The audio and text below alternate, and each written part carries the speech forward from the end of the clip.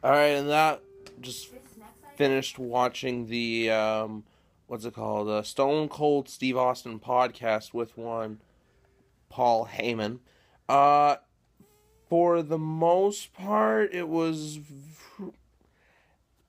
they went out there and they just shoot the shit for basically an hour. Very enjoyable to watch in my opinion. Very low key maintenance. Usually, because like I listened to the Jericho podcast with Paul Heyman, and he did one with Edge and Paul Heyman, and also his original podcast with Paul Heyman from a few months ago.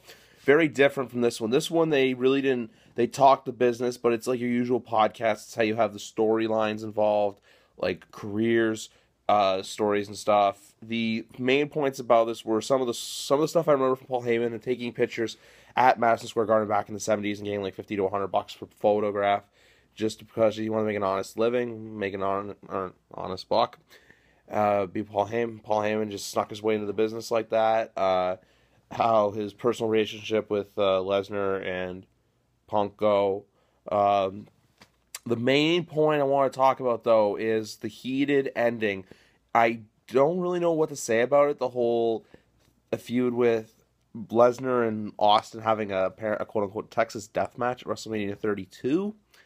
Just because it was one of those things where why would they do that? But then again, if they can do that, they can sell it out because who knows what Lesnar is going to do next year unless they want to have him, I don't know, face someone. Someone comes along and they're like, all right, we're going to put Brock Lesnar against this guy.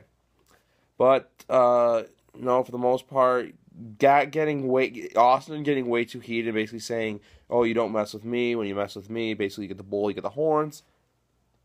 I think it was a little low. Like they could have gone without the whole him getting way too heated, and even like how Paul Heyman was just trying to change the subject right away. Like okay, this is too good to be true. So they could have changed it up with that. But for the most part, overall, very good podcast to watch. Out of all three network podcasts they did with Vince McMahon, Triple H, and now Paul Heyman, this is the best one because Paul Heyman always has something to talk about. Even talking about how he was put on different characters for when he worked with Punk as his mouthpiece, even though Punk has a good mouthpiece to him, he can talk. And then how Brock Lesnar, how he has to carry Lesnar. He doesn't need to carry Punk because Punk can carry himself, but he has to carry Lesnar.